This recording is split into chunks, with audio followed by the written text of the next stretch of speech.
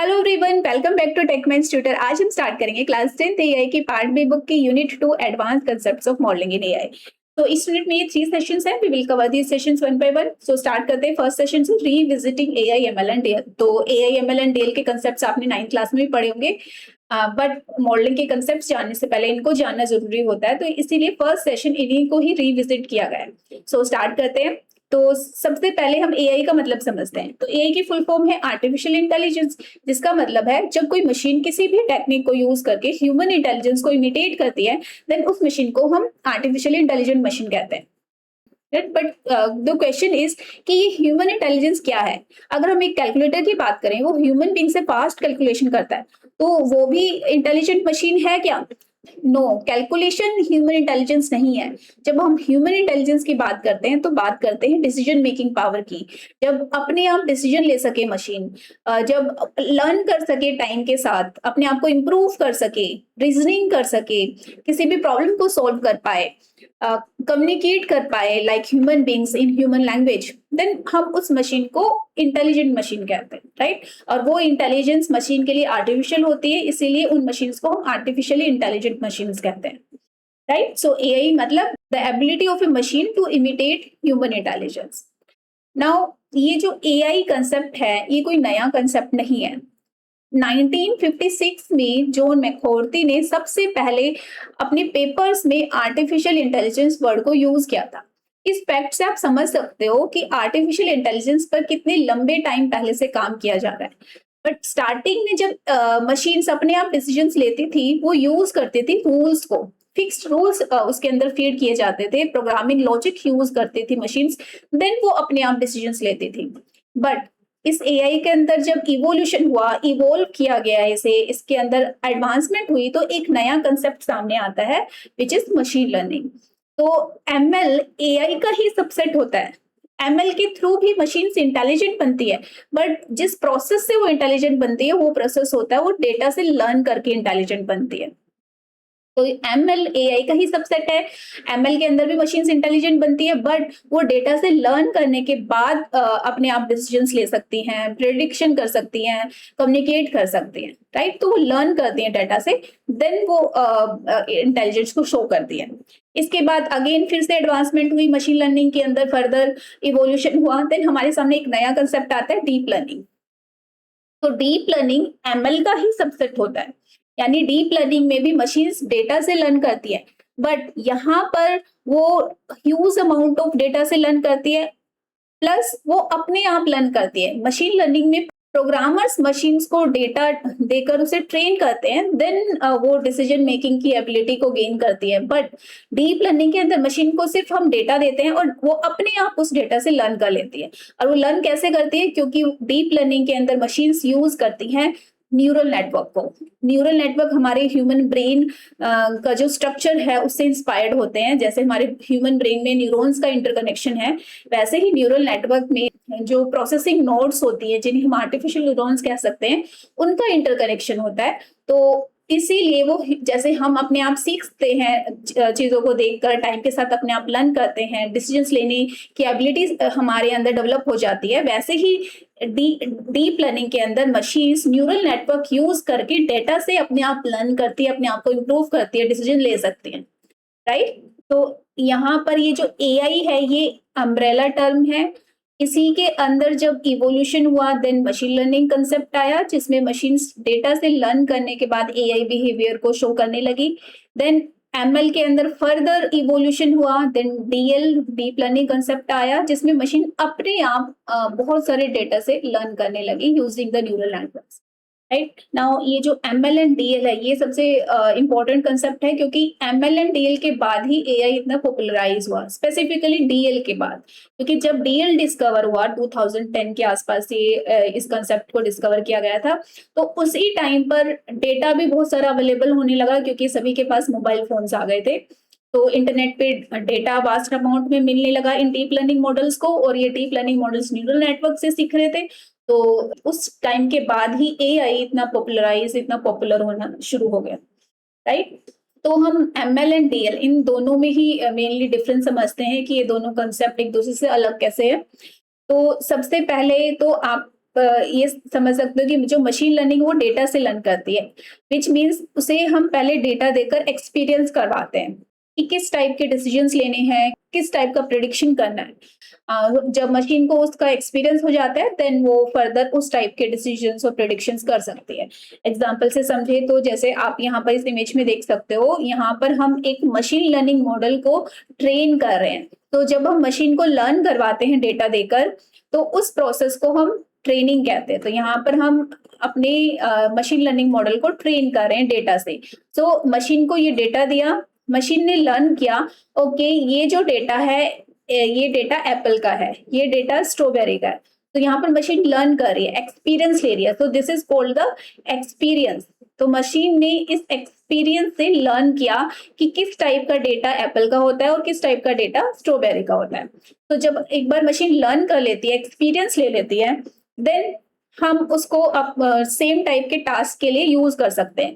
सो अब हम जब उसे डेटा देंगे नया, जो हो सकता है उसे ट्रेनिंग टाइम पे ना मिला हो, तो वो उसे एकदम से रिकॉग्नाइज कर पाएगी और प्रेडिक्ट कर पाएगी this is the data of Apple. तो यहाँ पर एप्पल इसलिए प्रेडिक्ट कर पा रही है क्योंकि इस टाइप के डेटा से वो पहले लर्न कर चुकी है, ट्रेन हो चुकी है। बट अगर हम उसे ऑरेंज का डेटा देंगे देन वो कोई भी आउटपुट नहीं देगी, एरर शो कर सकती है कि क्योंकि वो इस डेटा को नहीं जानती, राइट। सो जिस टाइप के डेटा से आप उसे ट्रेन करवाओगे, जैसा एक्सपीरियंस उसे दोगे, देन उसके बेसिस पर वो प्रिडिक्शन कर सकते हैं, डिसीजंस ले सकते हैं, राइट। तो मशीन लर्निंग के अंदर मशीन्स एक्सपीरियंस से लर्न करती है, अपने एक्सपीरियंस से सीखती है, मिस्टेक से लर्न करती है। और सबसे इंपॉर्टेंट पॉइंट मशीन लर्निंग के बारे में आपको याद रखना है कि मशीन लर्निंग के अंदर जो फीचर्स होते हैं वो मैनुअली एक्सट्रैक्ट किए जाते हैं। मैनुअली एक्सट्रैक्शन का मतलब क्या है? प्रोग्रामर्स ट्रेनिंग के टाइम पर मैनुअली एक्सट्रैक्ट करके एक स्ट्रक्चर फॉर्म में मशीन लर्निंग मॉडल्स को देते हैं। तो मशीन लर्निंग मॉडल्स डायरेक्ट जो इमेज है इन पर वर्क नहीं कर सकती। जब प्रोग्रामर्स को इमेज से ट्रेन करवाना होता है मशीन लर्निंग मॉडल्स को, तो वो इस इमेज के फीचर्स को एक्सट्रैक्ट करते हैं। फीचर्स का मतलब क्या है? इसका साइज क्या है, कलर क्या है, इसका टेक्सचर कैसा है, राइट। तो ये सारे फीचर्स एक्सट्रैक्ट करके एक स्ट्रक्चर फॉर्म में, नंबर्स की फॉर्म में, टेबल की फॉर्म में मशीन को देते हैं। मशीन इन फीचर्स को देखते हैं कि इसका कलर, साइज को देखकर समझते हैं कि ये जो डेटा है ये एप्पल का है, देन वो लर्न करती है, राइट। तो यहाँ पर मशीन लर्निंग मॉडल्स को जो फीचर्स है मैनुअली एक्सट्रैक्ट करके प्रोग्रामर्स देते हैं। तो मैनुअली फीचर्स को मेंशन भी कर सकते हैं या किसी टूल से एल्गोरिथम्स को यूज करके भी मशीन लर्निंग मॉडल्स को फीचर्स प्रोवाइड करते हैं, right. So these are some points about the machine learning models. Now examples देखें तो मशीन लर्निंग मॉडल्स यूज होते हैं ऑब्जेक्ट क्लासिफिकेशन में। ऑब्जेक्ट क्लासिफिकेशन का मतलब है किसी भी इमेज के अंदर किसी ऑब्जेक्ट को क्लासिफाई करना है कि उसे कोई एक कैटेगरी देनी है।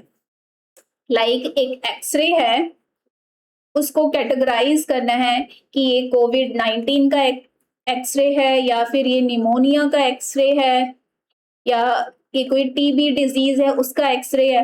तो यानी इन तीनों में से कोई भी एक कैटेगरी इसको एनालाइज करके प्रोवाइड करना।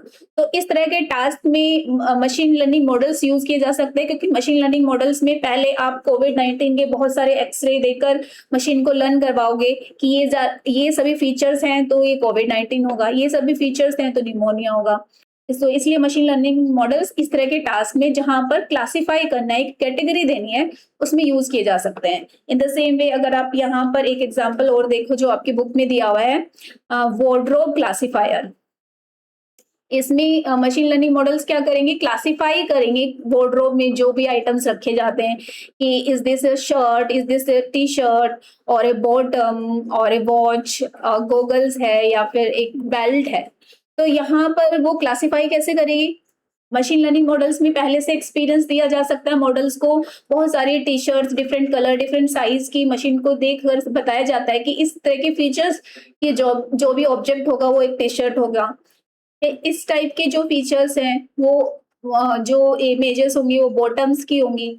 तो हम मशीन लर्निंग मॉडल्स को एग्जांपल्स देकर ट्रेन करवा सकते हैं, देन फिर मशीन लर्निंग मॉडल्स वार्डरोब के आइटम्स को क्लासिफाई कर सकते हैं, राइट। सेकंड एग्जांपल देखिए तो अनोमली डिटेक्शन। अनोमली का मतलब है अनएक्सपेक्टेड, उसको डिटेक्ट करना। तो डेटा में से कोई भी अनएक्सपेक्टेड थिंग जो हिडन है डाटा में, उसको डिटेक्ट करने का काम मशीन लर्निंग मॉडल्स कर सकते हैं। तो इसमें हम मशीन्स को कैसे ट्रेन करवाएंगे? तो मशीन्स एग्जाम्पल से लर्न करती है। तो जैसे हमें हार्ट रेट स्पाइक है, उसको डिटेक्ट करवाना है मशीन को, तो हम मशीन लर्निंग मॉडल्स को पेशेंट्स की नॉर्मल हार्ट रेट का डेटा देंगे। से 1000 पेशेंट्स के जो नॉर्मल हार्ट रेट का डेटा मशीन्स को दिया, तो मशीन ने उस डेटा से लर्न किया ओके नॉर्मल हार्ट रेट इस टाइप की होती है। और अब इस डेटा से अलग कोई डिफरेंट डेटा होगा तो मशीन समझ पाएगी okay this is the anomaly in this data, right. तो हम अनोमली को मशीन को सिखा सकते हैं, अगर कोई भी अनोमली होगी तो उसे स्पाइक डिटेक्ट करना है, उसे स्पाइक लेबल देना है। तो मशीन इस तरीके से स्पाइक डिटेक्ट कर सकती है हार्ट रेट के अंदर, राइट।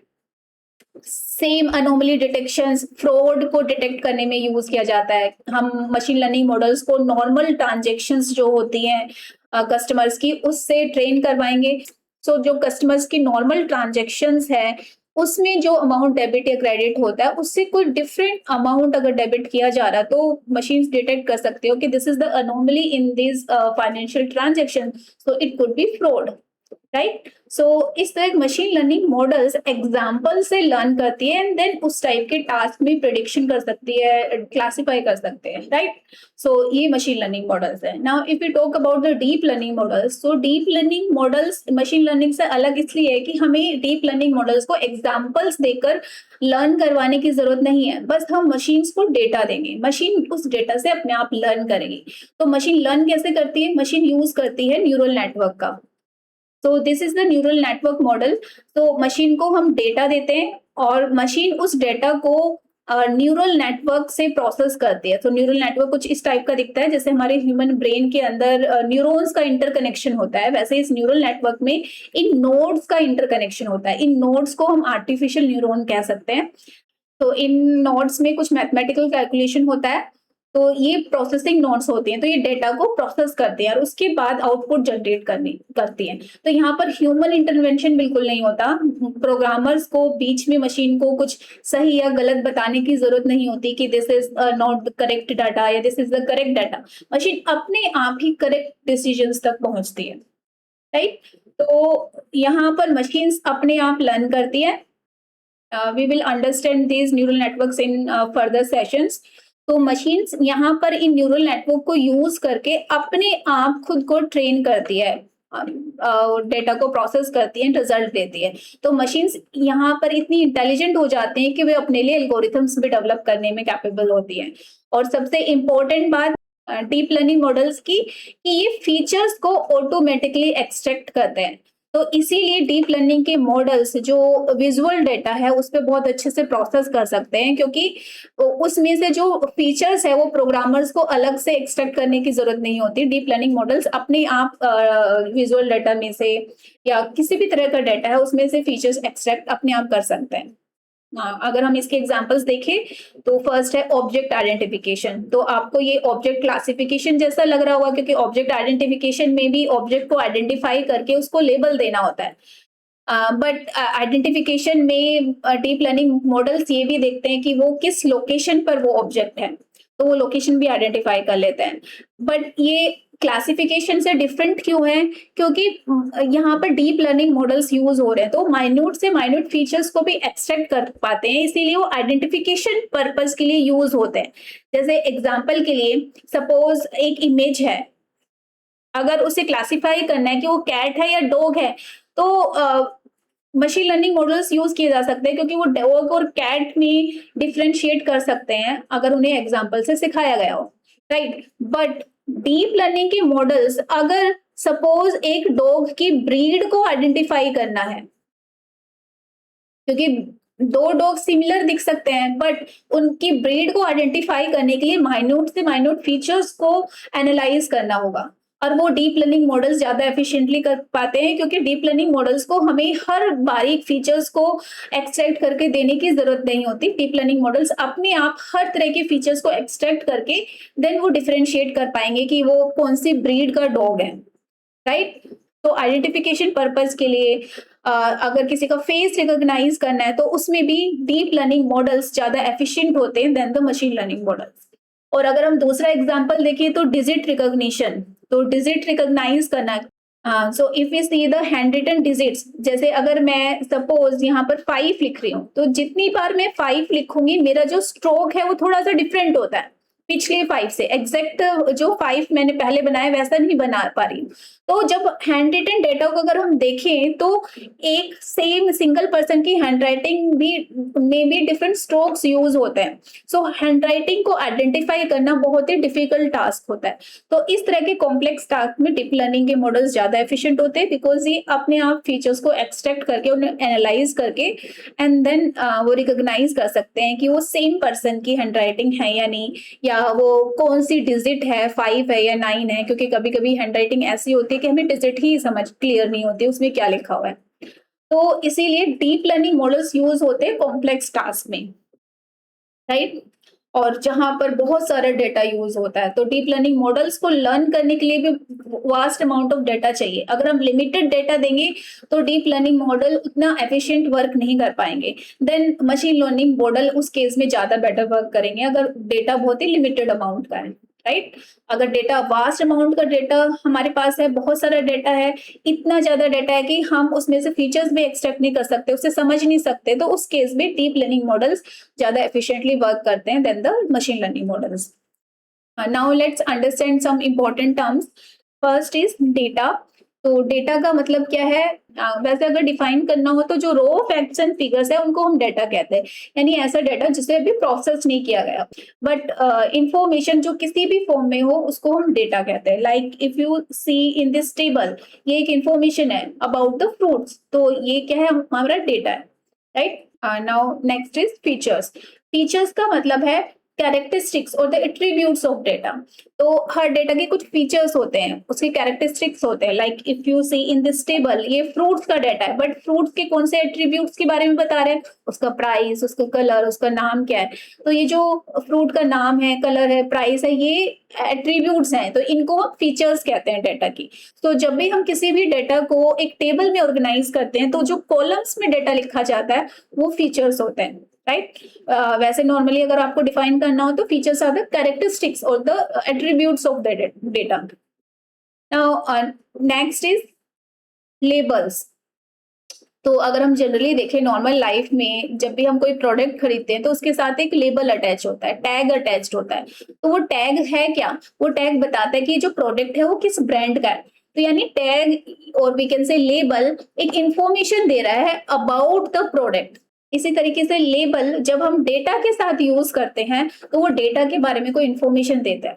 तो हम लेबल्स यूज करते हैं जब हम अपने एआई मॉडल से कुछ प्रेडिक्ट करवाना चाहते हैं, तो हम बता देते हैं कि this is our label of this data. तो वो बाकी के जो फीचर्स है उनको अंडरस्टैंड करके इस लेबल को प्रेडिक्ट करना सीखेगा। तो लेबल क्या है? एक फीचर ही है डेटा का, बट ये वो स्पेशल फीचर है जो मशीन यूज करती है प्रिडिक्शन पर्पस के लिए।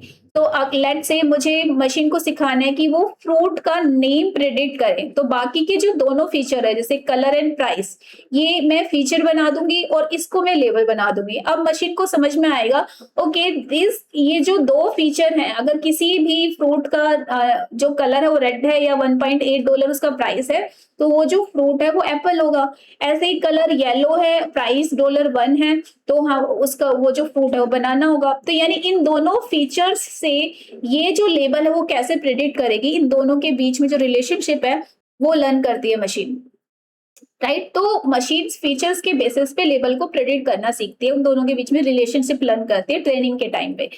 किसी भी फीचर को एज ए लेबल यूज किया जा सकता है, वो डिपेंड करेगा आपकी प्रॉब्लम क्या है, आप मशीन से क्या प्रेडिक्शन करवाना चाहते हो। Now data labelling. जब हम अपने डेटा के साथ लेबल अटैच करते हैं उस प्रोसेस को हम डेटा लेबलिंग कहते हैं। अगर आप यहाँ पर सामने देखेंगे तो यहाँ पर हमारे पास डिफरेंट टाइप्स का डेटा है, कुछ लेबल्ड डेटा है, कुछ अनलेबल्ड डेटा है। जब हम टैग अटैच नहीं करते, नॉर्मल डेटा होता है, तो उसे हम अनलेबल्ड डेटा कहते हैं। और जिसके साथ भी टैग अटैच होता है, लेबल अटैच होता है, वो टैग हम कोई भी रख सकते हैं, नाम रख सकते हैं, वेट रख सकते हैं, टाइप रख सकते हैं, कोई नंबर रख सकते हैं, तो उस टैग को हम लेबल कहते हैं।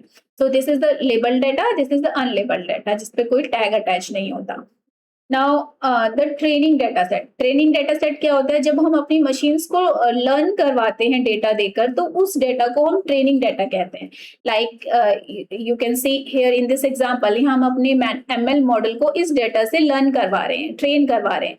तो ये जो डेटा है, this is data is the training data.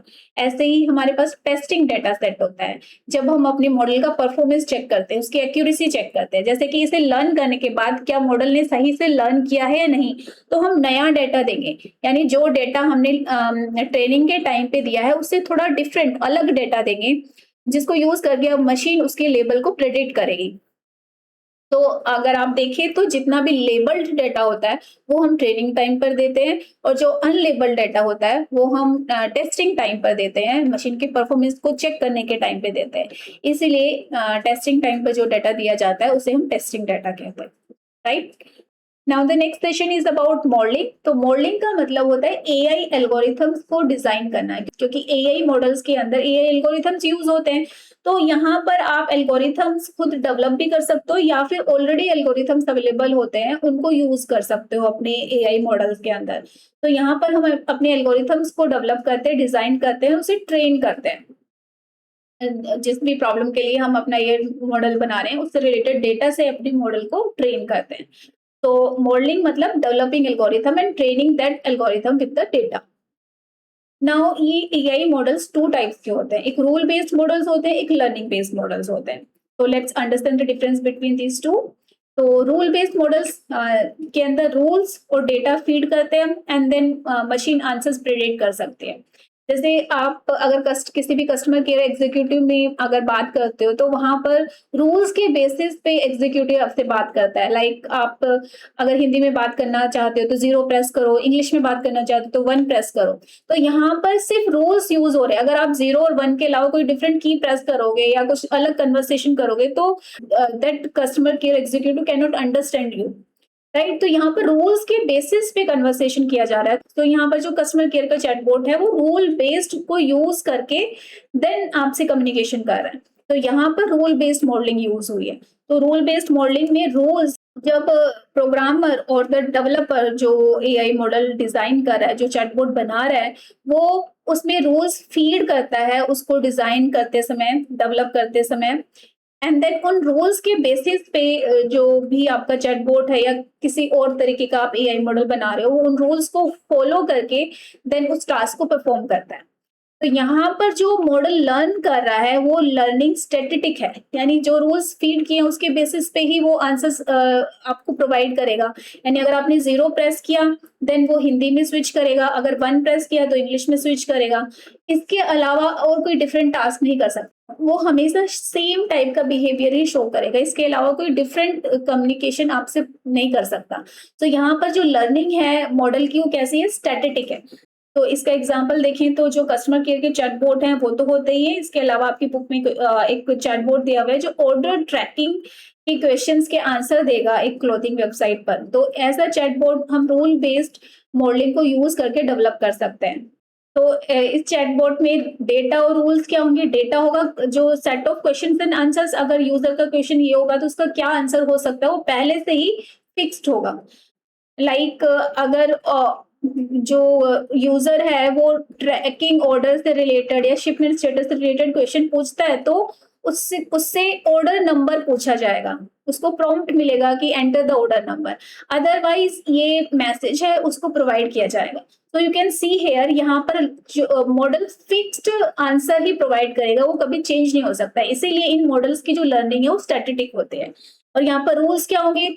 यहाँ पर चैटबॉट के अंदर डिसीजन ट्री अप्रोच यूज करके रूल्स फीड कर सकते हो। जो इफ एल्स वाली कंडीशंस होती है उनको यूज करके भी रूल्स फीड किए जा सकते हैं चैटबॉट में। तो इस चैटबॉट में रूल्स क्या हो सकते हैं कि यूजर अगर ट्रैक ऑर्डर, शिपमेंट स्टेटस या डिलीवरी से रिलेटेड क्वेश्चन पूछता है देन उसको ऑर्डर ट्रैकिंग ऑप्शंस प्रोवाइड किए जाएंगे। अदरवाइज नहीं, अदरवाइज उसको ये फिक्स्ड मैसेज प्रोवाइड किया जाएगा अगर वो इन वर्ड से अलग कोई डिफरेंट कीवर्ड उसकी क्वेरी में यूज होता है। और रूल 2 क्या है? अगर ये सब ट्रैक ऑर्डर, शिपमेंट स्टेटस और डिलीवरी जैसे वर्ड्स यूज हुए हैं तो उसको प्रॉम्प्ट दिया जाएगा। ये प्रॉम्प्ट भी फिक्स है कि यूजर को हमेशा ऑर्डर नंबर पूछा जाएगा। उसके बाद जो नेक्स्ट रूल है ऑर्डर नंबर को चेक करने का, कि अगर वैलिड ऑर्डर नंबर है तो डेटाबेस से इंफॉर्मेशन प्रोवाइड की जाएगी, अगर इनवैलिड है तो उसको एक एरर मैसेज प्रोवाइड किया जाएगा और उसे कहा जाएगा कि दोबारा से ऑर्डर नंबर एंटर करें। राइट, तो यहाँ पर आप देख सकते हो रूल्स और आंसर्स फिक्स्ड होते हैं। तो यहाँ पर मॉडल की जो लर्निंग है वो स्टैटिक होती है। अब हम लर्निंग बेस्ड मॉडल्स की बात करें तो यहाँ पर हम इन मॉडल्स को सिर्फ डेटा प्रोवाइड करते हैं और आंसर्स प्रोवाइड करते हैं और रूल्स ही अपने आप ही फाइंड आउट करते हैं। लाइक हमने मॉडल को एप्पल दिया और बताया कि this is the image of an apple, तो ये this is the data and this is the answer. अब इन दोनों के बीच में रिलेशनशिप क्या है? तो अगर सपोज ये डेटा है तो इस डेटा के फीचर क्या है? रेड कलर है, जो शेप है इसकी ओवल शेप है। तो यहाँ पर इन फीचर्स के बेसिस पर वो ये एनालाइज करती है कि इसका आंसर ये है। राइट, सो इन फीचर्स और आंसर्स के बीच में रिलेशनशिप, और जिसे हम रूल्स भी कह सकते हैं, पैटर्न्स भी कह सकते हैं, उनको लर्निंग बेस्ड मॉडल्स अपने आप ही फाइंड आउट करते हैं। हमें इन रूल्स और पैटर्न्स को फीड करने की जरूरत नहीं है। जबकि रूल बेस्ड मॉडलिंग में हमें रूल्स मॉडल्स के अंदर फीड करने होते थे, पैटर्न फीड करने होते थे, उसके बेसिस पे भी मशीन डिसीजन ले सकते थे, कम्युनिकेशन कर सकते थे। Right, but learning based models में हमें सिर्फ मशीन को डेटा देना है और आंसर्स देने हैं। वैसे यहाँ पर learning based models different types के होते हैं। कुछ मॉडल्स ऐसे भी होते हैं जिसमें हम सिर्फ डेटा देते हैं, आंसर देने की जरूरत नहीं होती, और कुछ मॉडल्स ऐसे होते हैं जिसमें हमें डेटा और आंसर्स दोनों देने पड़ते हैं। राइट, तो एआई मॉडल्स डेटा से ट्रेन होते हैं इस अप्रोच में, और इस तरह के जो मॉडल्स होते हैं एडेप्टिव होते हैं, यानी अपने आप को चेंज कर सकते हैं। राइट, हम जैसे हमने यहाँ पर एप्पल के डेटा से ट्रेन करवा दिया है, अगर आपने एक बार अपना मॉडल डिजाइन कर लिया है और से उसे ऑरेंज के डेटा से ट्रेन करवाना चाहते हो तो उसे सिर्फ नए तरीके का डेटा, ऑरेंज का डेटा आपको दोबारा से देना होगा मॉडल को। मॉडल अपने आप उस डेटा से ट्रेन कर लेगा, अडेप्ट कर लेगा, अपने आप को चेंज कर लेगा, देन वो फिर उस डेटा से रिलेटेड प्रेडिक्शन कर सकता है, डिसीजंस ले सकता है। इसका एग्जांपल देखिए तो स्पैम ईमेल फिल्टर्स, तो जो भी ईमेल रिसीव होता है, ईमेल फिल्टर्स उसको या तो स्पैम फोल्डर में रिसीव करते हैं या फिर वो इनबॉक्स फोल्डर में रिसीव करते हैं। तो ये फिल्टर लर्निंग बेस्ड अप्रोच पर वर्क करते हैं। तो इन फिल्टर्स को ट्रेन कैसे करवाया जाता है? इन फिल्टर्स को ईमेल के डेटा दिया जाता है। तो ईमेल एक डेटा है और इस डेटा का जो आंसर है कि वो स्पैम है या फिर नॉट स्पैम है। सो ये दोनों टाइप के ईमेल्स, जिनमें स्पैम होता है और जिसमें स्पैम नहीं है, वो उस टाइप के डेटा से मॉडल्स को ट्रेन करवाया जाता है। फिर जब मॉडल एक बार ट्रेन हो जाते हैं देन वो जो भी ईमेल आता है उसको फिल्टर आउट कर सकते हैं कि उसे इनबॉक्स फोल्डर में उन्हें डालना है या फिर उनको स्पैम फोल्डर में डालना है। राइट, सो यहाँ पर आंसर कि स्पैम है या नहीं स्पैम है ये मॉडल को पहले ही बता दिया जाता है। बट कुछ लर्निंग बेस्ड मॉडल्स हमारे पास ऐसे भी होते हैं जिसमें हमें आंसर बताने की जरूरत नहीं होती है। ईमेल फिल्टर्स के अंदर भी हम ऐसे मॉडल यूज कर सकते हैं कि जिसमें सिर्फ ईमेल डालेंगे, वो ईमेल्स के डेटा से अपने आप ही एनालाइज करेंगे कि वो स्पैम है या फिर स्पैम नहीं है। सो इस एग्जाम्पल से हम समझ सकते हैं यहाँ पर हमारा एआई लर्निंग बेस्ड मॉडल है और इस मॉडल को हम सिर्फ डेटा प्रोवाइड कर रहे हैं, कोई आंसर प्रोवाइड नहीं कर रहे हैं। जैसे ईमेल फिल्टर्स के अंदर हमने ट्रेनिंग के टाइम पर डेटा और आंसर दोनों प्रोवाइड किया, बट यहाँ पर हम सिर्फ डेटा प्रोवाइड कर रहे हैं ट्रेनिंग के टाइम पर। इस डेटा में मशीन अपने आप ही रूल्स और पैटर्न्स फाइंड आउट करती है और उसके बेसिस पे फिर इस डेटा को क्लस्टर कर सकते हैं। लाइक सेम साइज के डॉगीज का एक ग्रुप हमें दे सकती है या सेम कलर के डॉगीज का एक ग्रुप हमें प्रोवाइड कर सकते हैं कि कितने डॉगीज सेम कलर के हैं, कितने डॉगीज सेम हाइट के हैं। सो इस तरह के लर्निंग बेस्ड मॉडल जो सिर्फ डेटा पे वर्क करते हैं, डेटा में से पैटर्न्स फाइंड आउट करते हैं, ये ऐसे पैटर्न्स भी फाइंड आउट कर सकते हैं जो मे बी ह्यूमन बीइंग भी फाइंड आउट ना कर पाए। राइट, सो ये अनयूजुअल पैटर्न भी फाइंड आउट कर सकते हैं। Right, so we have understood AI models two types के होते हैं, rule based and learning based model. Now ये जो लर्निंग बेस्ड मॉडल है फर्दर डिवाइडेड है into two main categories, machine learning and deep learning. तो जैसे कि हमने फर्स्ट सेशन में पढ़ा था, machine learning and deep learning दोनों में मशीन डेटा से लर्न करती है, तो दिस मीन्स दैट कि दोनों लर्निंग बेस्ड मॉडल्स हैं। अब ये दोनों learning based model further divided हैं इनटू सब कैटेगरीज। जैसे machine learning models we have supervised and supervised और रीइंफोर्समेंट मशीन लर्निंग मॉडल्स। तो ये जो मशीन लर्निंग मॉडल्स है इसमें हम पहले मशीन को ट्रेन करते हैं एग्जांपल्स के साथ, उसके बाद फिर मशीन डिसीजन मेकिंग कर सकती है, प्रेडिक्शन कर सकती है। और ये डीप लर्निंग मॉडल्स भी we have different types. ANN, CNN, but जो डीप लर्निंग के मॉडल्स होते हैं इसमें सिर्फ हम डेटा प्रोवाइड करते हैं, मशीन अपने आप उसमें से पैटर्न्स फाइंड आउट करती है, फिर देन प्रिडिक्शन कर सकते हैं और डिसीजन ले सकते हैं, राइट। तो सबसे पहले हम मशीन लर्निंग के डिफरेंट मॉडल्स में डिफरेंस समझते हैं। तो सुपरवाइज मॉडल्स वो मशीन लर्निंग मॉडल्स होते हैं जिसमें हम लेबल्ड डेटा सेट प्रोवाइड करते हैं। जैसे वो फ्रूट्स वाला एग्जांपल है, यहाँ पर हम मशीन को डेटा भी दे रहे हैं प्लस लेबल भी दे रहे हैं। तो दिस फ्रूट इज डेटा, और ये जो हम मशीन को आंसर बता रहे हैं कि ये जो डेटा है ये एप्पल का डेटा है, तो ये apple is the label, right. So जब हम मशीन को ट्रेन करते हैं तो डेटा और लेबल ये दोनों प्रोवाइड करते हैं। तो मशीन इसके बेसिस पे इस डेटा और लेबल के बीच में रिलेशनशिप फाइंड आउट करती है कि ये पर्टिकुलर लेबल इस डेटा के साथ अटैच क्यों है। तो वो लर्न करने के बाद जब हम मशीन को टेस्ट करते हैं, उसे कोई नया डेटा प्रोवाइड करते हैं, देन मशीन प्रेडिक्ट कर सकती है। जैसे ये ऑरेंज का डेटा दिया, देन मशीन प्रेडिक्ट कर सकते हैं this is the data of orange. So machine को हम लेबल्ड डेटा प्रोवाइड करते हैं और मशीन उस लेबल और डेटा दोनों के बीच में रिलेशनशिप फाइंड आउट करना सीखती है, लर्न करती है ट्रेनिंग के टाइम पे, और ट्रेनिंग के बाद फिर वो प्रिडिक्शन कर सकती है उस लेबल का, राइट।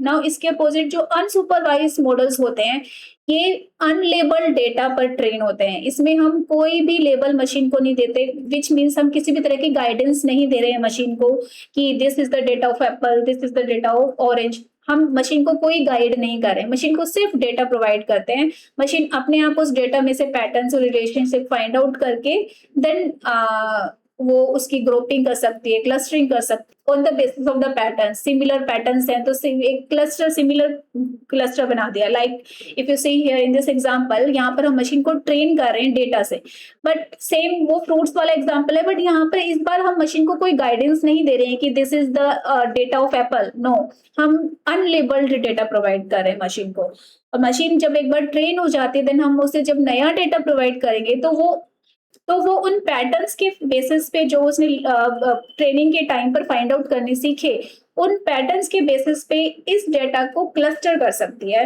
ग्रुपिंग कर सकती है, राइट। सो जो सेम टाइप का डेटा है उसका एक क्लस्टर बना दिया। तो right, so this is unsupervised models. Now the reinforcement learning. Now ये जो रीइंफोर्समेंट लर्निंग है, सुपरवाइज और अनसुपरवाइज से डिफरेंट है। यहाँ पर machine try and error method से सीखती है। तो आपने देखा जो सुपरवाइज लर्निंग मॉडल है उसमें हमने डेटा प्लस लेबल दोनों प्रोवाइड किए। तो मशीन ने डेटा और लेबल के बीच में रिलेशनशिप फाइंड आउट करना सीखा एंड देन उस लेबल को प्रेडिक्ट करना सीखा। और उसके बाद आता है अनसुपरवाइज्ड, जिसमें हमारे पास लेबल ही नहीं था, हमने सिर्फ डेटा प्रोवाइड किया। मशीन ने उस डेटा के अंदर से ही रिलेशनशिप और पैटर्न्स फाइंड आउट करने सीखे और उसके बेसिस पे वो ग्रुपिंग एंड क्लस्टरिंग करना सीख रही है। अब आता है रीइंफोर्समेंट लर्निंग। इसके अंदर हमारे पास ना तो डाटा है ना ही लेबल है, दोनों ही मिसिंग है। तो मशीन को यहाँ पर एक अननोन एनवायरमेंट मिलता है और उस एनवायरमेंट में मशीन ट्राई करती है और गलतियां भी करती है और फिर लर्न करती है। और लर्न कैसे करती है? रिवॉर्ड मैकेनिज्म से। जब भी वो कोई सही एक्शन लेती है तो उसको उससे रिलेटेड रिवॉर्ड मिलता है। जैसे आपने बचपन में अगर कोई भी गेम खेलना सीखा हो, लाइक चेस सीखा हो, या आपने नॉर्मल जीरो क्रॉस वाला जो गेम होता है, टिक टैक टॉक गेम, उसमें भी आप जब फर्स्ट टाइम खेलते हो तो आपको इतना समझ में नहीं आता है, लेकिन जब जैसे जैसे हारते हो आपको समझ में आता हो कि मुझे ये एक्शन नहीं लेना है, इससे मैं गेम हार जाता हूँ, और उस गेम को आप लर्न करना सीखते हो। तो आपके लिए रिवॉर्ड क्या है? जीतना, राइट। तो ऐसे ही रीइंफोर्समेंट लर्निंग में मशीन को रिवॉर्ड मैकेनिज्म के थ्रू सिखाया जाता है कि किस एक्शन के लेने पर उसे रिवॉर्ड मिलेगा, और मशीन ज्यादा से ज्यादा रिवॉर्ड गैदर करना सीखती है रीइंफोर्समेंट लर्निंग में। तो मशीन को यहाँ पर एक अननोन एनवायरनमेंट मिलता है।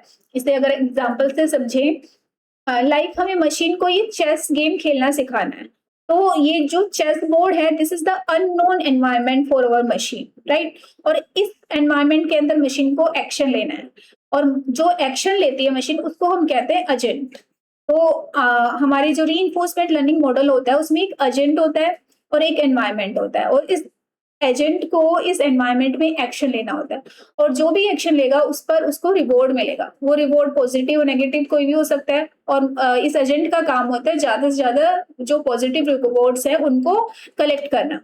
राइट, और जो नेगेटिव रिवॉर्ड्स है उनको कम करना। तो इस एनवायरनमेंट जब भी वो एक्शन लेती है उस टाइम पर वो जो रिवॉर्ड है वो नोट डाउन करती है। और इस एनवायरनमेंट की जो स्टेट होती है, स्टेट मतलब जब भी कोई एक्शन लिया जाता है यानी किसी भी पीस को मूव किया जाता है किसी दूसरी लोकेशन पे, तो इस एनवायरनमेंट की जो स्टेट है वो चेंज हो जाती है। तो वो जो चेंज स्टेट है उसको ये नोट डाउन करती है और अपने जो रिवॉर्ड्स है उनको नोट डाउन करती है एंड देन वेट करती है अपोनेंट का जो एक्शन है उसके लेने का। उसके बाद अगेन वो एक्शन लेती है एंड देन इस तरीके से ये पूरा वो गेम खेलना सीखती है ट्राई एंड एरर मेथड से। तो जब उसे रिवॉर्ड मिलता है तो उसे पता चलता है कि इस एक्शन को मैं रिपीट कर सकती हूँ। अगर नेगेटिव रिवॉर्ड मिलता है तो वो नेक्स्ट टाइम ध्यान रखेगी कि इस पर्टिकुलर एक्शन को वो दोबारा रिपीट ना करें। राइट, सो रिवॉर्ड मैकेनिज्म से रीइंफोर्समेंट लर्निंग में मशीन सीखती है एंड अननोन एनवायरनमेंट में वो लर्न करती है और ट्राई एंड एरर मेथड से वो लर्न करती है। अगर हम इन तीनों मॉडल्स के एग्जांपल्स देखें, जो सुपरवाइज मॉडल्स जहां पर हम डेटा और लेबल दोनों प्रोवाइड करते हैं, तो अगर हम इसकी एप्लीकेशंस देखें, एग्जांपल्स देखें, तो सोशल मीडिया प्लेटफॉर्म्स पर जब आप फोटो टैग करते हो तो फोटो क्या है, डेटा है। और टैग कर रहे हो यानी किस फ्रेंड को आप टैग कर रहे हो तो वो जिसको भी आप टैग करो वो लेबल हो गया। तो इस डेटा और लेबल इससे मशीन ने लर्न किया और नेक्स्ट टाइम जब आप कोई भी फोटो पोस्ट करोगे तो उस टाइम पर उस जो सोशल मीडिया प्लेटफॉर्म से वो अपने आप सजेस्ट करते हैं कि इस फ्रेंड को टैग कर दो। तो उसने लर्न कैसे किया, आपके डेटा और लेबल से लर्न किया, जो आपने पहले टैगिंग की है उसके बेसिस पे ये जो प्लेटफॉर्म है वो लर्न कर रहे हैं। तो यहाँ पर सुपरवाइज लर्निंग यूज हो रही है। और अगर हम देखें मॉडल्स जो प्राइस प्रेडिक्ट करते हैं तो उनको पहले जो प्रोडक्ट है प्लस उनका जो प्राइस क्या है उस डेटा से पहले ट्रेन किया गया है। तो प्राइस इज द लेबल और प्रोडक्ट इज द डेटा। तो इस डेटा और लेबल से मशीन ने लर्न किया, देन मशीन प्राइस को प्रेडिक्ट करना सीख रही है। ऐसे ही अगर हम किसी मशीन को कॉइन प्रेडिक्ट करना सिखा रहे हैं कि वो 5 रुपए का कॉइन है या 10 रुपए का कॉइन है, तो और वेट के बेसिस पे प्रेडिक्ट करना सिखा रहे हैं। तो यानी वेट इज द डेटा और जो वो कॉइन प्रेडिक्ट कर रही है वेट के बेसिस पे कि वो 5 रुपीज का है 6 रुपीज का है, तो वो लेबल हो गया। राइट, सो ये सुपरवाइज लर्निंग के एग्जांपल्स हैं। ऐसे ईमेल स्पैम फिल्टर्स है, वहां पर भी हम सुपरवाइज लर्निंग को यूज करके मशीन्स को प्रेडिक्ट करना सिखा सकते हैं।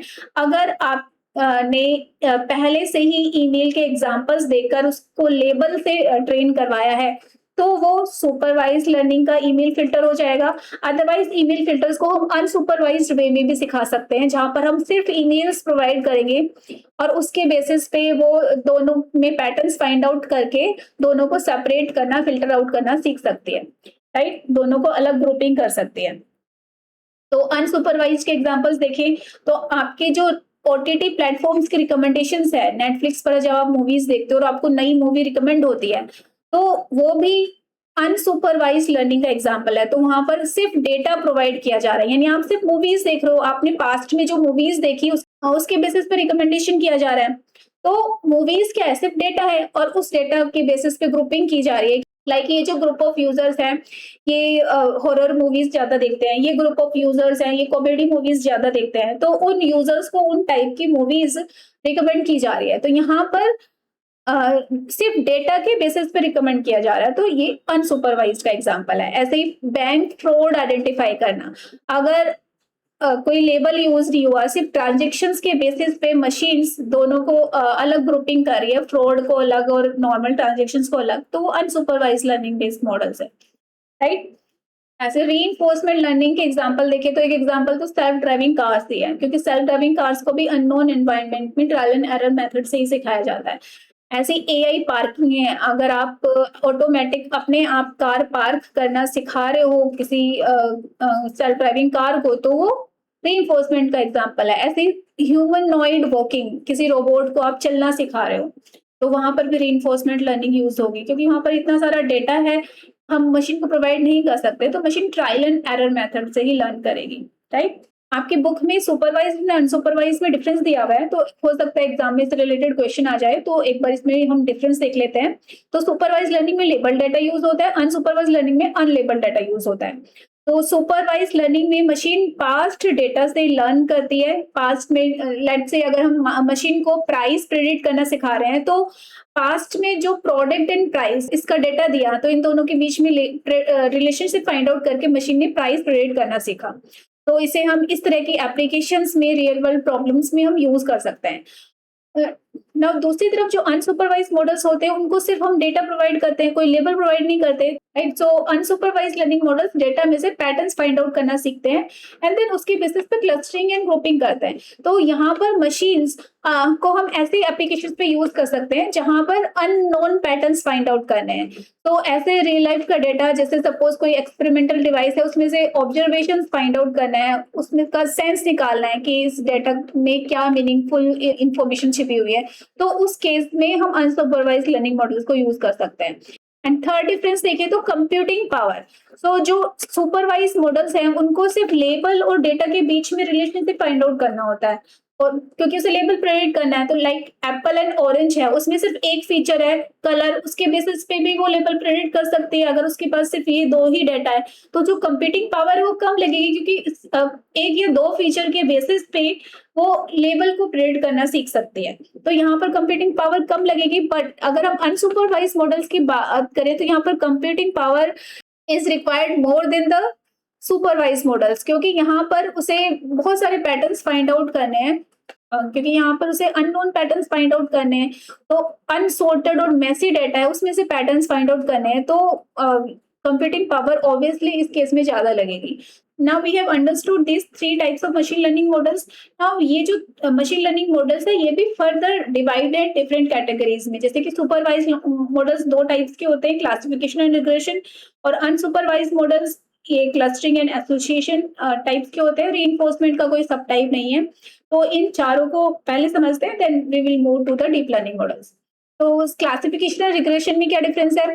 तो ये दोनों के दोनों सुपरवाइज मॉडल हैं। तो सुपरवाइज मॉडल कौन से मॉडल्स होते हैं? जहां पर लेबल्स हम प्रोवाइड करते हैं, राइट।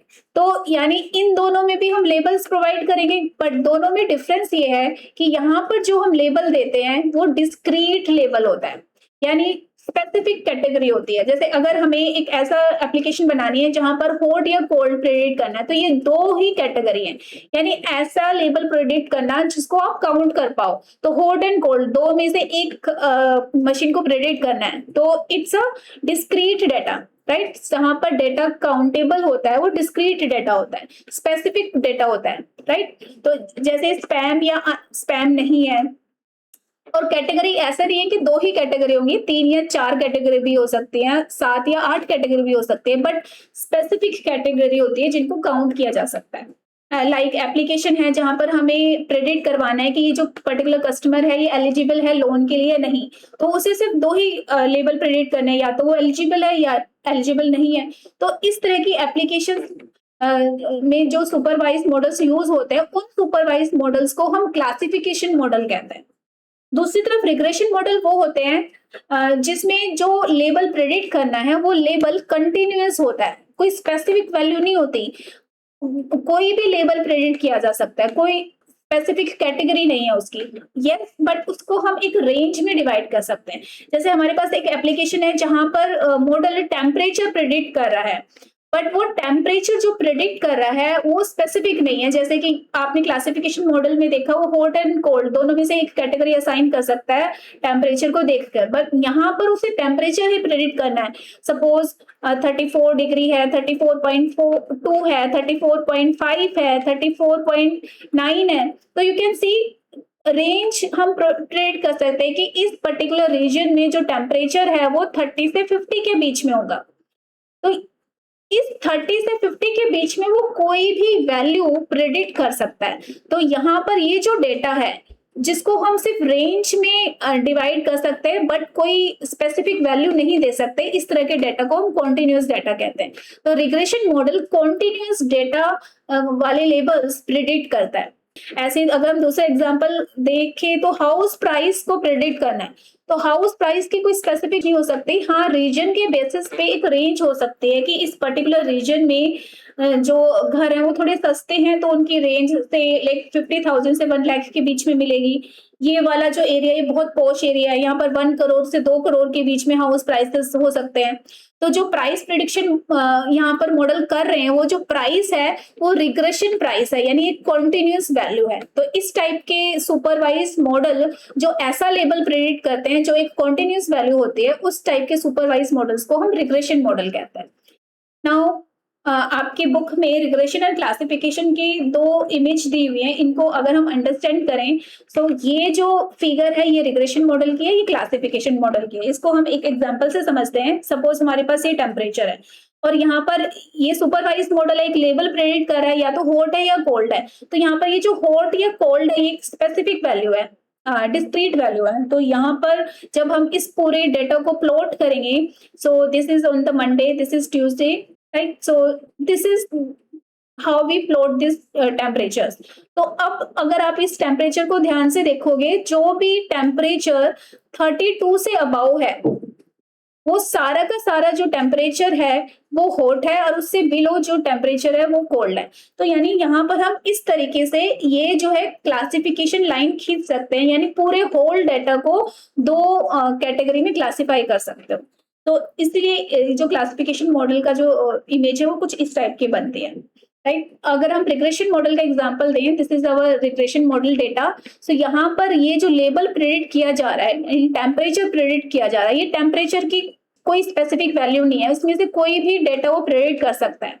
और जब हम इसको प्लॉट करेंगे, कुछ इस टाइप से प्लॉट करेंगे हम इस डेटा को, तो यहाँ पर स्पेसिफिक कैटेगरी नहीं है, बट एक रेंज है कि 25 से 50 के बीच में टेम्परेचर की कोई भी वैल्यू प्रेडिक्ट की जा सकती है। बट हम यहाँ पर एक पैटर्न देख सकते हैं कि जो टेम्परेचर है कुछ इस तरीके से फ्लो कर रहा है। जो वीक का स्टार्टिंग है वहां पर थोड़ा लो टेम्परेचर होता है, वीक के मिड में 32 से 35 के आसपास टेम्परेचर रहता है, राइट? जो वीक का एंड होता है वहां पर टेम्परेचर हाई होता है। तो इस तरीके से टेम्परेचर जो है ग्रो हो रहा है, बढ़ रहा है। इसलिए रिग्रेशन टाइप का जो चार्ट है, ग्राफ है, वो कुछ इस टाइप का दिखता है, राइट? तो इसके बेसिस पे हम प्रेडिक्ट कर सकते हैं, ओके जब टेम्परेचर यहाँ पर है तो नेक्स्ट मंडे को भी टेम्परेचर कुछ 35 से 37 के बीच में होगा। तो ये जो रिग्रेशन लाइन हमने बनाई है, we can use this regression line for prediction purpose. Unsupervised models भी टू टाइप्स के होते हैं, clustering model and association model. So जैसे मैंने आपको बताया, अनसुपरवाइज मॉडल्स वो होते हैं जिसमें हम सिर्फ डेटा प्रोवाइड कर रहे हैं और डेटा के अंदर पैटर्न्स फाइंड आउट करके सिमिलरिटी ऑफ पैटर्न्स के बेसिस पे अनसुपरवाइज मॉडल क्लस्टरिंग, ग्रुपिंग कर सकता है, राइट? सो ये टू टाइप्स के मॉडल्स बनते हैं, क्लस्टरिंग एंड एसोसिएशन। नाउ अब क्लस्टरिंग एंड एसोसिएशन को समझने के लिए हम एक एग्जांपल लेते हैं। सपोज ये कस्टमर्स हैं, इन कस्टमर्स ने ये प्रोडक्ट्स खरीदे हैं। नाउ ये जो क्लस्टरिंग एंड एसोसिएशन मॉडल है, अब ये दोनों इस डेटा में से पैटर्न्स फाइंड आउट करेंगे और उन पैटर्न्स के बेसिस पे जो जिस डेटा का सिमिलर पैटर्न्स होगा उनके बेसिस पे उनकी ग्रुपिंग करेंगे। बट अब इन दोनों में डिफरेंस क्या है, वो ग्रुपिंग कैसे करते हैं? तो ये जो क्लस्टरिंग मॉडल है, ये पैटर्न्स फाइंड आउट करने के बाद जो सिमिलर पैटर्न्स है उनके बेसिस पे डेटा पॉइंट्स के ग्रुपिंग करते हैं। तो अभी डेटा पॉइंट्स का मतलब क्या है? सिंगल डेटा, विच मीन्स अगर आपने डेटा को टेबल में ऑर्गेनाइज किया है तो ये जो पूरी रो है, this is the single data, इसे हम एक डेटा पॉइंट कह सकते हैं। और अगर हम दूसरा एग्जांपल लें, जैसे रिकमेंडेशन मॉडल होता है, वहां पर जब यूजर्स मूवी देखते हैं, लाइक एक पर्टिकुलर यूजर हॉरर मूवी देख रहा है, एक यूजर 2 है वो कॉमेडी मूवी देख रहा है, तो एक जो यूजर है वो आपका एक डेटा पॉइंट है, जो दूसरा यूजर है वो दूसरा डेटा पॉइंट है, राइट? तो यहाँ पर जो कस्टमर्स हैं, एक कस्टमर ने ये सारे प्रोडक्ट्स खरीदे तो ये एक डेटा पॉइंट है, राइट? जो जैसे एक यूजर है, उसने जो जो मूवीज देखी, तो वो जो मूवीज उस पर्टिकुलर यूजर ने देखी वो पूरा एक डेटा पॉइंट है। तो क्लस्टरिंग मॉडल इस डेटा पॉइंट के बेसिस पे ग्रुपिंग करते हैं। तो जैसे रिकमेंडेशन मॉडल हुए, वो क्या करेंगे, जो हॉरर मूवीज देख रहे हैं यूजर्स, उनकी एक ग्रुप बना देंगे, जो कॉमेडी मूवीज देख रहे हैं उनका एक ग्रुप बना देंगे। तो ऐसे ही यहाँ पर जो कस्टमर सेम टाइप के आइटम्स खरीद रहे हैं उनकी ग्रुपिंग बना देंगे। तो यहाँ पर ए और सी कस्टमर्स हैं, ये एक ही तरह के आइटम्स खरीद रहे हैं, तो इसलिए ए और सी की एक ग्रुपिंग बना देंगे, ये जो क्लस्टरिंग मॉडल्स है। ऐसे बी और डी कस्टमर्स की एक ग्रुपिंग बना देंगे, क्योंकि वो बी और डी जो कस्टमर्स हैं वो सेम टाइप के आइटम्स खरीद रहे हैं। ठीक है। तो क्लस्टरिंग मॉडल डेटा पॉइंट्स यानी सिंगल डेटा, और अगर आपका डेटा रो में अरेंज है तो जो रो है उस रो के बेसिस पे उसकी ग्रुपिंग करेंगे, तो ये रो बेस्ड ग्रुपिंग करते हैं, राइट। अगर हम अब एसोसिएशन मॉडल की बात करें तो ये भी पैटर्न्स को फाइंड आउट करके ग्रुपिंग करेंगे, बट ये ग्रुपिंग करेंगे वेरिएबल्स के बेसिस पे। अब ये वेरिएबल्स क्या है? Variables is called the feature of data. हमने स्टार्टिंग में सीखा था फीचर मतलब कैरेक्टरिस्टिक्स ऑफ डेटा। सो यहाँ पर एक डेटा क्या है? सिंगल एक कस्टमर, तो उस कस्टमर ने क्या क्या खरीदा, मिल्क, ब्रेड, बटर, राइस, तो ये सारे फीचर्स है, तो these are called the variables. So this is the single variable, right. So अब इन वेरिएबल्स के बीच में सिमिलरिटी देखते हैं। तो अगर हम यहाँ पर सिमिलरिटी देखें तो जो ये बटर है ये हमेशा ब्रेड के साथ खरीदा जाता है। इन दोनों वेरिएबल के बीच में एसोसिएशन मॉडल्स ग्रुपिंग कर देते हैं या इन दोनों को एसोसिएट कर देते हैं। सो एसोसिएशन मॉडल इस तरह की एप्लीकेशंस में जहां पर वेरिएबल्स के बेसिस पर यानी फीचर के बेसिस पर यूजर को रिकमेंडेशन दिया जा रहा है, तो वहां पर एसोसिएशन मॉडल यूज होंगे। तो यहाँ पर एसोसिएशन मॉडल कॉलम के बेसिस पर डेटा को एसोसिएट कर रहे हैं, ग्रुप कर रहे हैं, right. So these are called the association models. अगर हम इनकी एप्लीकेशंस देखें तो क्लस्टरिंग मॉडल्स, हम जो नेटफ्लिक्स पर रिकमेंडेशन दिया जा रहा है, तो अगर आप ये जो नेटफ्लिक्स और स्पॉटिफाई पर रिकमेंडेशन दिया जा रहा है ये क्लस्टरिंग के बेसिस पे, यानी अगर यूजर के बेसिस पर ग्रुपिंग की जा रही है, सपोज 10 यूजर्स का एक ग्रुप बना दिया है कि से कॉमेडी मूवी देख रहे हैं, तो वो जो मॉडल है वो क्लस्टरिंग मॉडल हुआ। बट अगर रिकमेंडेशन मूवी के बेसिस पे या फिर सॉन्ग्स के बेसिस पे किया जा रहा है, सपोज एक पर्टिकुलर सॉन्ग है, अभी तो मुझे कोई सॉन्ग याद नहीं आ रहा है, लेट्स से कोई अरिजीत सिंह का सॉन्ग है, जो सॉन्ग ए है। अब इस सॉन्ग जो लोग इस ए सॉन्ग को देखते हैं वो अरिजीत सिंह के बी सॉन्ग को भी हमेशा सुनते हैं, राइट। तो इस सॉन्ग के बेसिस पर ये जो बी वाला सॉन्ग है ये रिकमेंड किया जा रहा है, तो ऐसे केस में एसोसिएशन मॉडल यूज हो रहा है, राइट। ऐसे अगर सपोज मूवीज यूजर के बेसिस पे नहीं, मूवी के बेसिस पे कि जिन लोगों ने ए मूवी को देखा वे लोग हमेशा बी मूवी को भी देख रहे हैं, तो उनको बी मूवी रिकमेंड की जा रही है। तो यहाँ पर जो रिकमेंडेशन हो रहा है वो मूवी के बेसिस पे हो रहा है, तो वो एसोसिएशन मॉडल है। बट अगर वहां पर यूजर्स को ही क्लस्टर किया गया है कि जो हॉरर मूवीज देखते हैं ये पर्टिकुलर ग्रुप ऑफ यूजर्स है और उनको next time horror movies recommend की जा रही है, तो वो क्लस्टरिंग मॉडल हो, राइट। सो आपको ये ध्यान रखना है जब भी अगर आपके सामने एग्जांपल्स आता है कि वहां पर किस बेसिस पर रिकमेंडेशन किया जा रहा है, वेरिएबल्स के बेसिस पर रिकमेंडेशन है तो एसोसिएशन मॉडल, अगर पूरे होल डेटा के बेसिस पर रिकमेंडेशन है तो क्लस्टरिंग मॉडल, राइट। अगर एसोसिएशन का एग्जांपल देखें तो ई कॉमर्स में जब हम आइटम खरीदते हैं अपने कार्ट में जो भी आइटम डालेंगे, तो उस आइटम के बेसिस पे अगर कोई दूसरा आइटम आपको रिकमेंड किया जा रहा है तो दैट इज एसोसिएशन मॉडल। और फूड डिलीवरी का एग्जांपल देख सकते हो, जब जोमेटो में आप कोई भी जैसे कोल्ड ड्रिंक खरीदते हो तो उसके साथ फ्राइज या कोई दूसरा प्रोडक्ट भी आपको सजेस्ट किया जाता है कि आप इसे भी ऐड कर लें अपने कार्ट में, तो ये एट द टाइम चेकआउट के टाइम पर होता है। तो ये भी क्या है आपका एसोसिएशन मॉडल है, यानी वेरिएबल्स के बेसिस पे, फीचर के बेसिस पे कि आपने क्या खरीदा है उसके बेसिस पे दूसरा फीचर आपको रिकमेंड किया जा रहा है, right. So we have understood all the machine learning models. Now let's move to the deep learning models. So deep learning models होते क्या है? जो models huge amount of data से अपने आप को ट्रेन करते हैं। सो इनको अलग से एग्जांपल्स देकर ट्रेन करने की जरूरत नहीं होती, अपने आप को खुद ट्रेन कर सकते हैं और ये इतने इंटेलिजेंट होते हैं कि एल्गोरिथम्स डेवलप कर सकते हैं। और ये ट्रेन करने के लिए क्या यूज करते हैं? Neural network. अब ये न्यूरल नेटवर्क क्या है? हमारे ह्यूमन ब्रेन को मॉडल करके ये न्यूरल नेटवर्क बनाए गए हैं। तो डिफरेंट आर्टिफिशियल न्यूरॉन्स का interconnection is the neural network. So deep learning models में न्यूरल नेटवर्क यूज होता है। तो अगर हम इसके दो सब टाइप्स देखें, एएनएन एंड सीएनएन, दोनों में पीछे एनएन यूज हुआ है, that stands for neural network. तो it's a artificial neural network and it's a convolution neural network. अब दोनों में डिफरेंस क्या है? अगर हम देखें तो दोनों ही न्यूरल नेटवर्क है, तो इसका मतलब दोनों ऑटोमेटिकली फीचर्स एक्सट्रैक्ट कर सकते हैं, दोनों में huge amount of data use होता है, दोनों न्यूरल नेटवर्क पर वर्क करते हैं। सो जहां पर भी न्यूरल नेटवर्क यूज होता है वहां पर वेट्स एंड बायसेस तो यूज होते हैं, क्योंकि जब हम न्यूरल नेटवर्क पढ़ेंगे तो न्यूरल नेटवर्क के अंदर जो नोड्स होते हैं उन नोड्स के अंदर वेट एंड बायसेस को यूज करके प्रोसेसिंग की जाती है। तो वो एएनएन में भी की जाती है, तो ANN और CNN से फिर अलग कैसे है? क्योंकि दोनों ही डीप लर्निंग मॉडल्स है, दोनों में न्यूरल नेटवर्क यूज होता है, दोनों वेट्स एंड बायसेस को यूज करके प्रोसेसिंग करते हैं डाटा पर, दोनों huge amount of data use करते हैं लर्न करने के लिए, अपने आप लर्न कर सकते हैं। तो दोनों में डिफरेंस मेनली ये है कि जो CNN है ये विजुअल डेटा पर वर्क करता है, विजुअल डेटा में से डायरेक्टली फीचर एक्सट्रैक्ट कर सकता है, जबकि ANN नहीं कर सकते।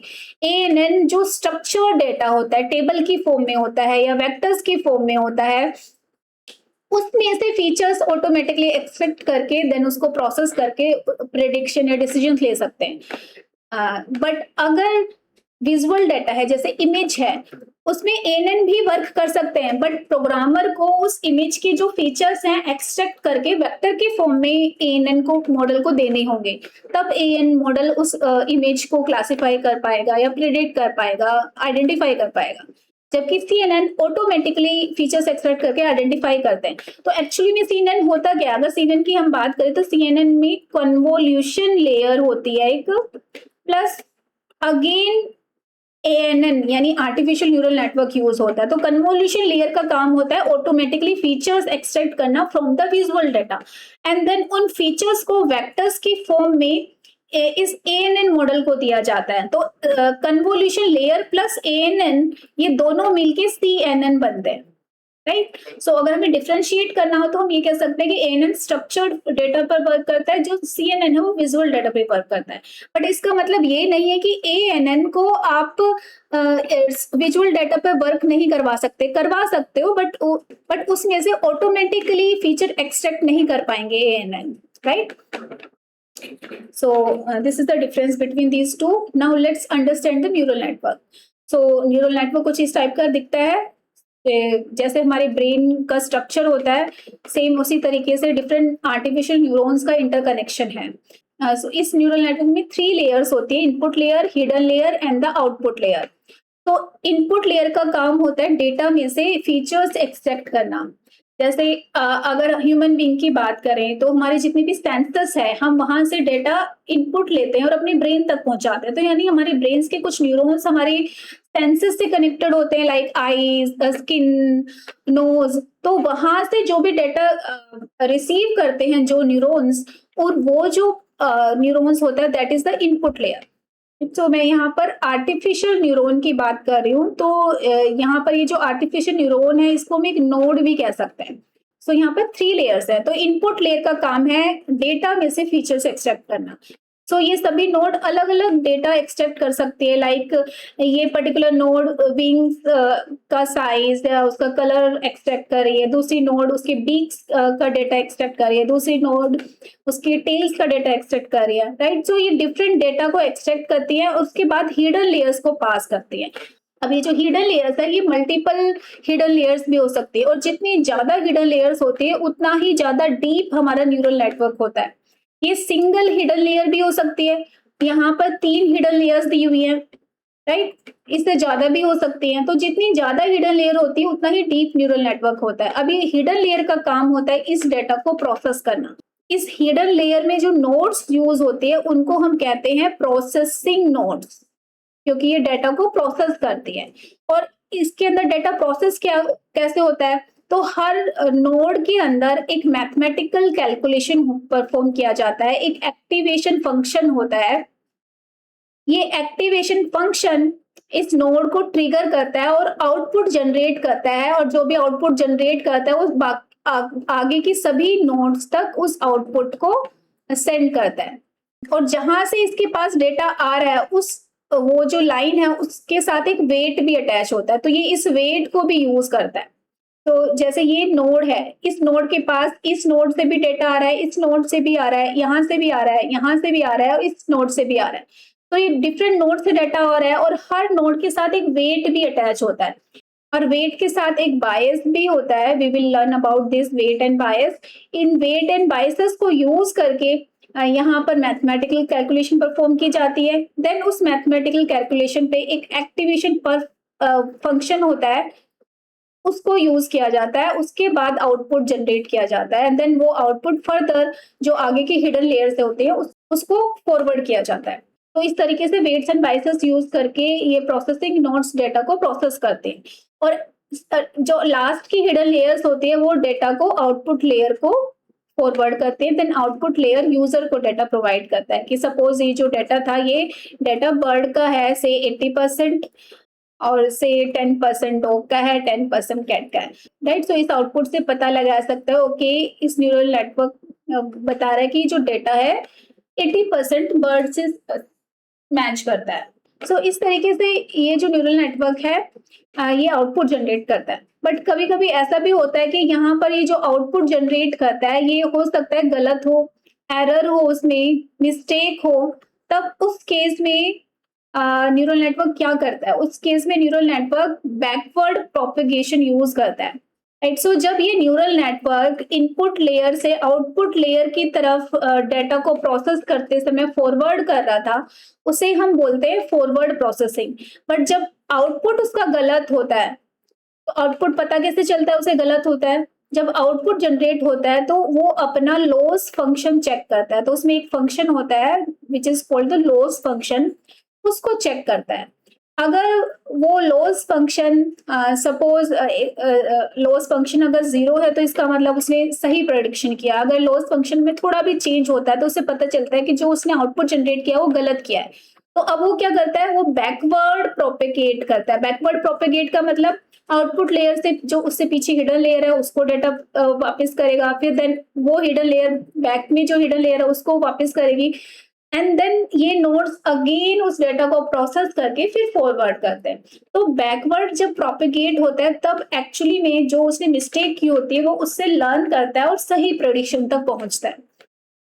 तो वो लर्न कैसे करता है? जो वेट्स एंड बायसेस उसने यूज किए उनके अंदर एडजस्ट करता है, उसमें कम या ज्यादा करता है, उनको एडजस्ट करता है, एंड अगेन डेटा को प्रोसेस करने के बाद वो आगे नोड्स को फॉरवर्ड करता है, राइट। सो देखा जाए एक न्यूरल नेटवर्क जो बैकवर्ड प्रोपेगेशन होता है उससे लर्न करता है, राइट। तो this is how a neural network work. तो ये किसी भी कॉम्प्लेक्स टास्क को प्रोसेस करने के लिए यूज किए जा सकते हैं। लाइक हमें फेस को रिकॉग्नाइज करना है, या जो ह्यूमन लैंग्वेज में कन्वर्सेशन होता है ऐसे चैटबॉट को क्रिएट करना है, या प्राइस प्रिडिक्शन है। वैसे वेजिटेबल प्राइस प्रिडिक्शन में हम मशीन लर्निंग मॉडल्स भी यूज कर सकते हैं। बट अगर आपका जो डेटा है वो बहुत कॉम्प्लेक्स है, बहुत ज्यादा डेटा है, लेट्स से मिलियंस में डेटा है, तो हम उस केस में प्राइस प्रिडिक्शन के लिए न्यूरल नेटवर्क का डीप लर्निंग मॉडल्स का यूज कर सकते हैं, राइट। तो अगर हम देखें तो 3 लेयर्स होती है, input layer, hidden layer and output layer. और जो हिडन लेयर होती है ये विजिबल नहीं होती यूजर को, that's why these layers are called hidden layers. और हिडन लेयर्स ही कंप्यूटेशन परफॉर्म करती हैं वेट्स एंड बायसेस यूज करके, राइट। और जो आउटपुट लेयर है ये फाइनल जो आउटपुट है वो यूजर को प्रोवाइड करते हैं। तो ये 3 लेयर्स होती हैं। और एक बात आपको हमेशा याद रखनी है कि जो प्रोसेसिंग होती है वो सिर्फ हिडन लेयर में होती है। इनपुट लेयर में कोई भी प्रोसेसिंग नहीं होती, ना ही आउटपुट लेयर में कोई प्रोसेसिंग होती है। आउटपुट लेयर सिर्फ यूजर को डेटा प्रोवाइड करती है। Now session 3 is about the perceptron.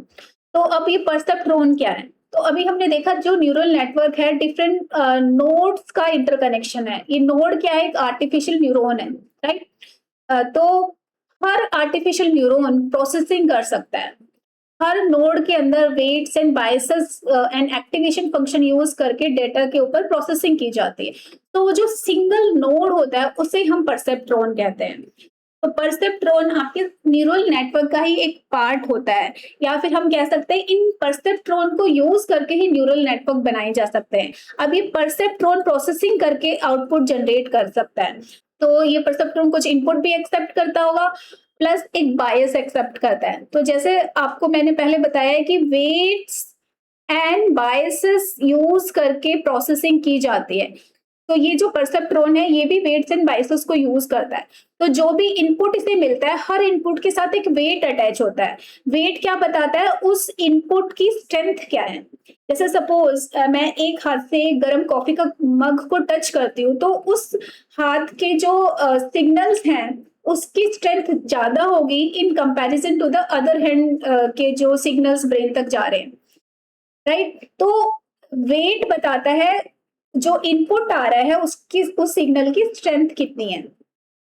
तो हर इनपुट के साथ वेट अटैच होता है और साथ में एक अलग से बायस भी इस नोड को दिया जाता है। अब ये बायस क्या है, we will understand that, but ये बायस से हम इस जो नोड है उसका आउटपुट चेंज कर सकते हैं, इसको शिफ्ट कर सकते हैं। अब इन वेट्स एंड बायस को यूज करके कैलकुलेशन की जाती है, इन दोनों को ऐड किया जाता है और इन दोनों को ऐड करने के बाद ये एक्टिवेशन फंक्शन इन दोनों के सम पर परफॉर्म किया जाता है और उसके बाद ये जो नोड है ये आउटपुट जनरेट करती है।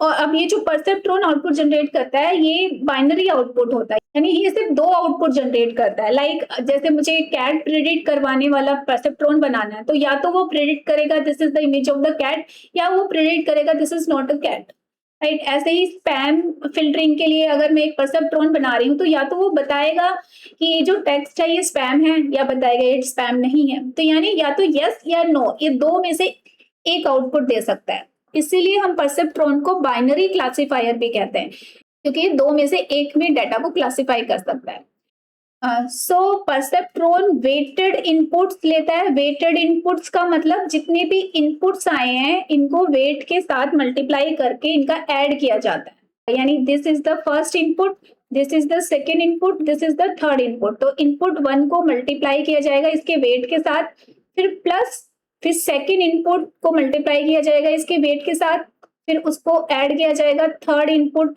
को उसके वेट के साथ मल्टीप्लाई करने के बाद। तो this is called the weighted inputs. And जो भी इनका सम आएगा वेटेड इनपुट्स का, उसके अंदर बायस को ऐड किया जाता है। ये बायस कोई भी कांस्टेंट वैल्यू हो सकती है, पॉजिटिव भी हो सकती है, नेगेटिव भी हो सकती है, राइट। उसके बाद जो भी सम जनरेट होगा उसको एक थ्रेशोल्ड के साथ चेक किया जाएगा। तो यहाँ पर 0 एक थ्रेशोल्ड है, वो थ्रेशोल्ड कोई भी हो सकता है बट जनरली हम 0 मान लेते हैं। तो जो भी सम है अगर वो 0 है या फिर 0 से ज्यादा है तो ये जो फंक्शन है एक्टिवेशन फंक्शन, ये इस नोड को ट्रिगर करता है। ट्रिगर करने का मतलब क्या है, अब ये जो नोड है आउटपुट जनरेट कर सकती है। वो आउटपुट यस भी हो सकता है, नो भी, बट ये ट्रिगर होने के बाद ही आउटपुट जनरेट करेगी। और ये ट्रिगर कब होगा, जब ये एक्टिवेशन फंक्शन इस नोड को ट्रिगर करेगा। और ये एक्टिवेशन फंक्शन ट्रिगर कब करेगा, ये थ्रेशोल्ड को चेक करेगा, यानी जो ये सम जनरेट हुआ है ये अगर 0 है या 0 से अबव है तो ये इसको ट्रिगर करेगा और आउटपुट जनरेट करेगा। और आउटपुट जनरेट करते समय वो चेक करेगा, अगर 0 है तो आउटपुट नो दे देगा, अगर 0 से बड़ा है तो आउटपुट यस देगा, राइट। तो इस तरीके से ये परसेप्ट्रॉन यानी पूरे न्यूरल नेटवर्क में एक जो नोड है वो वर्क करती है। तो ये मैंने परसेप्ट्रॉन का यहाँ पर बताया हुआ है कि परसेप्ट्रॉन एक आर्टिफिशियल न्यूरॉन है जो कि न्यूरल नेटवर्क का बिल्डिंग ब्लॉक है। इनको यूज करके न्यूरल नेटवर्क हमारा बनता है। इस परसेप्ट्रॉन को हम बाइनरी क्लासिफिकेशन प्रॉब्लम्स के लिए भी यूज कर सकते हैं, यानी सिंगल नोड का, सिंगल लेयर का भी आप एक नेटवर्क बना सकते हो। तो वेट्स बताता है आपके इनपुट की इंपॉर्टेंस क्या है, और बायस क्या है, एक इनिशियल वैल्यू है जिसको हम एडजस्ट कर सकते हैं। एडजस्ट कर सकते हैं मतलब कम या ज्यादा कर सकते हैं अकॉर्डिंग टू अवर आउटपुट, हम कैसा आउटपुट जनरेट कराना चाहते हैं। तो बायस को हम एक एग्जांपल से समझेंगे अभी आगे। तो एक एक्टिवेशन फंक्शन भी होता है जो इस पूरे न्यूरॉन को एक्टिवेट करने के लिए रिस्पॉन्सिबल होता है। तो एक्टिवेशन फंक्शन की वजह से ही आउटपुट जनरेट होता है, राइट। सो यहाँ पर बायस के बारे में मैंने बताया हुआ है कि बायस एक फ्लेक्सिबल थ्रेशोल्ड की तरह काम करता है, विच मीन्स एक ऐसी वैल्यू जो फ्लेक्सिबल है, जिसे आप कभी भी चेंज कर सकते हो। जिस तरह का आउटपुट आप अपने परसेप्ट्रॉन से जनरेट करवाना चाहते हो वैसे ही आप इस बायस को चेंज कर सकते हो। तो बायस यहाँ पर एक कांस्टेंट वैल्यू है, राइट। और ये एक्टिवेशन फंक्शन को शिफ्ट कर सकती है। अगर आपको आउटपुट दूसरी तरीके से अभी हम समझेंगे इस एग्जांपल के साथ। और ये जो बायस है ये पॉजिटिव और नेगेटिव कोई भी हो सकता है। आप पॉजिटिव कांस्टेंट वैल्यू दे सकते हो या कोई एक नेगेटिव कांस्टेंट वैल्यू दे सकते हो, right. So this is the perceptron जिसमें वेटेड सम के साथ बायस को ऐड किया जाता है, राइट। सो इसको हम एक एग्जाम्पल से समझते हैं।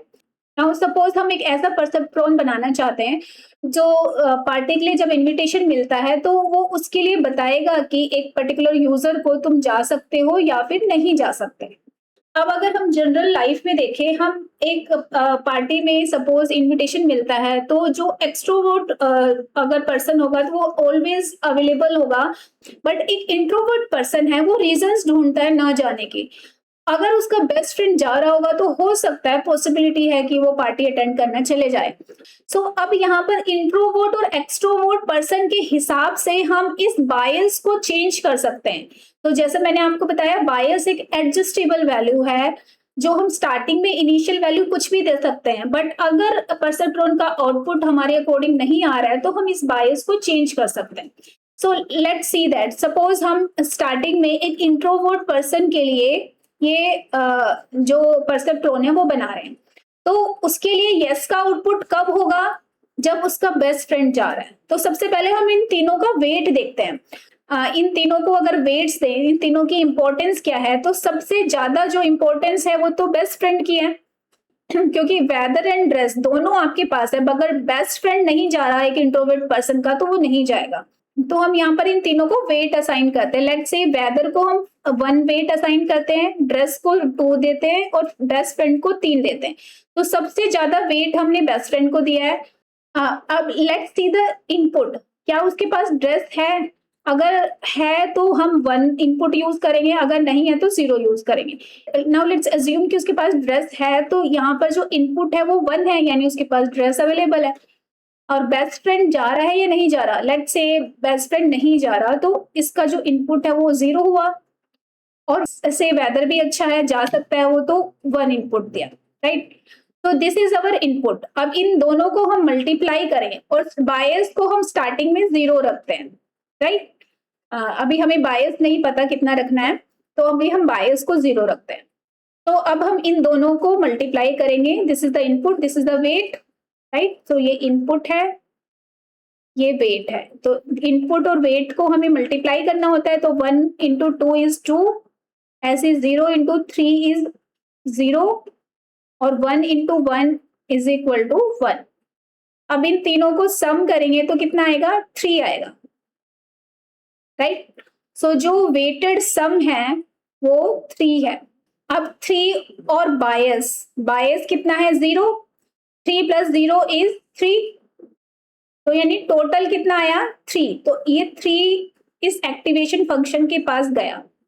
अब ये एक्टिवेशन फंक्शन 3 पे क्या करेगा?